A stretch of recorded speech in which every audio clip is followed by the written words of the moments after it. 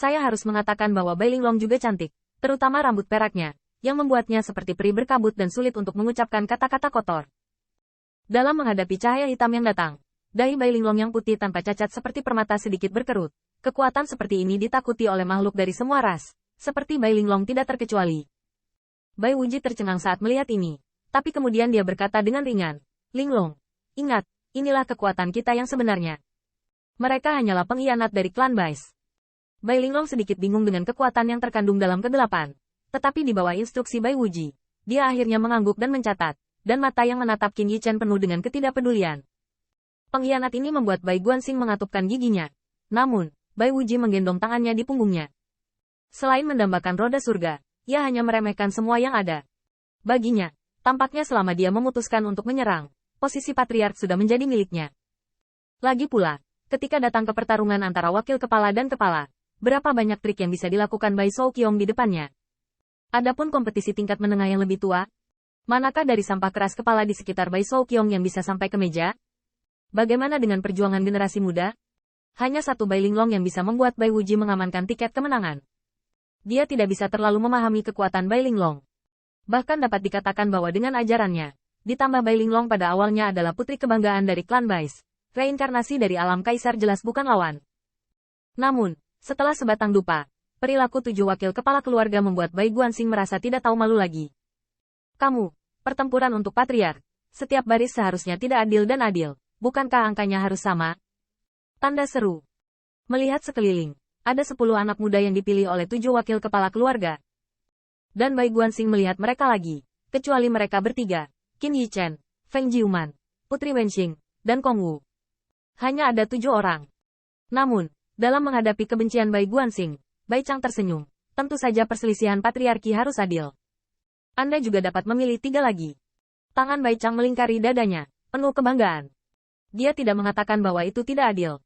Mereka semua mengirim 10 pria muda dan berkuasa dari 7 wakil kepala keluarga. Kata, adil, pada dasarnya konyol. Terlebih lagi, menurut apa yang mereka yakini adil, bukankah itu adil? Namun, Bai Guanxing gemetar karena marah. Dan bahkan Bai Shouqiong penuh dengan kebencian sekarang. Di mana saya bisa menemukan 3 pemuda kuat? Selain itu, pembangkit tenaga muda yang dipilih oleh wakil leluhur dari 7 partai setidaknya adalah pembangkit tenaga listrik alam Dao Hua. Ditambah dengan kultivasi mereka, dari klan Bais, mereka juga dapat memiliki reputasi di antara para kaisar hebat. Bai Guanxing tidak bisa mentolerirnya, meskipun dia tidak tahu ujian khusus dari pertempuran patriarki. Dia harus yakin bahwa pasti ada keuntungan dalam pertempuran ini dengan banyak orang. Bagaimana dengan ini? Bai Guanxing hampir runtuh, dan 7 wakil kepala suku ini memakai darah klan Bais. Tapi mereka bajingan, bahkan pertempuran antara kepala suku pun begitu tidak tahu malu. Namun, melihat itu, 7 wakil kepala keluarga memiliki pandangan yang santai, dan Bai Chang tersenyum ringan.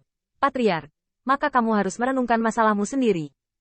Bahkan 10 keturunan tidak bisa mengajarkannya. Bukankah karena kamu tua dan tidak berguna? Menurutku kamu seharusnya sudah melepaskan posisi patriark sejak lama. Kong Wu juga penuh dengan kekhawatiran, dan bahkan membicarakannya. Meskipun kekuatannya meningkat, masih sedikit berbeda dibandingkan dengan orang-orang kuat kaisar atau keturunan kaisar ini. Bagaimanapun, dia adalah ras manusia yang darahnya tersegel, dan tidak bisa dibandingkan dengan Feng Jiuman. Sekarang tidak realistis menemukan Feng Muyu atau Kewensan untuk datang dan membantu. Awalnya, garis persatuan normal klan Bais berada dalam keadaan yang sangat tidak menguntungkan, dan perbedaan 3 rekan niscaya akan membuatnya lebih buruk. Namun, Qin Yichen memiliki ekspresi tenang di wajahnya, dan berkata dengan ringan, kita semua dikalahkan. 7 dari kita sudah cukup.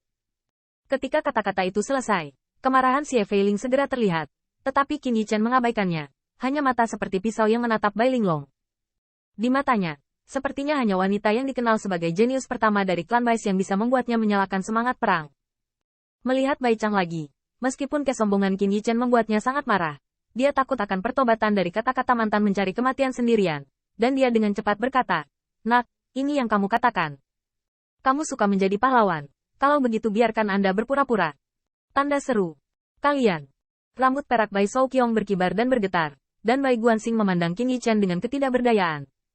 Tetapi dia tahu bahwa tidak heran Qin Yichen, atau dia tidak pernah menyalahkan Qin Yichen, bajingan ini tidak tahu malu. Kalau begitu, bersiaplah untuk memasuki roda surga. Setelah kata-kata selesai, 77 sosok dibagi menjadi 8 faksi dan masing-masing berdiri dengan bangga di satu sisi. Pada saat itu, Xie Feiling, Golden Crow Hao Huang, dan Fan Wanxing semua menyapu kiri dan kanan, dan mata mereka tertuju pada sosok kurus dengan niat membunuh. Pergi dengan desir-desir. Roda surga bersinar dengan gemerlap, memancarkan cahaya ilahi yang tak terbatas. Miliaran cahaya ilahi, seperti sepotong langit dan bumi yang terbuka dan pulih. Tanpa Qin Yichen terbang melewatinya. Saat diselimuti oleh cahaya ilahi, Qin Yichen merasa seperti mengubah dunia. Harta karun dari klan Bais ini bahkan adalah roda dari jalan surgawi. Keagungan tertinggi macam apa yang dikandungnya. Dan cobaan macam apa yang akan dihadapi oleh perselisihan patriarkal ini. Dan bagaimana ketujuh musuh ini akan mengincarnya? Qin Yichen mengizinkan para dewa untuk membawa mereka dan secara bertahap menghilang di hadapan para dewa. Gemuruh.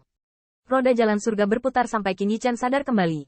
Tetapi dia mendengar suara tua tapi serius, yang sepertinya mengumumkan dengan keras. Penentuan posisi sesepuh ras kita akan ditentukan oleh kemenangan atau kekalahan seni bela diri dalam 3 hari. Karena kamu dan 77 orang lainnya berniat untuk bersaing memperebutkan posisi sesepuh. Setelah 3 hari, mereka akan menjadi pemenang. Hal pertama yang menyapa mata Qin Yichen adalah lembah hijau yang luas, dan orang yang berbicara di depannya ternyata adalah lelaki tua iblis banteng berkaki satu. Tidak. Bukan setan banteng.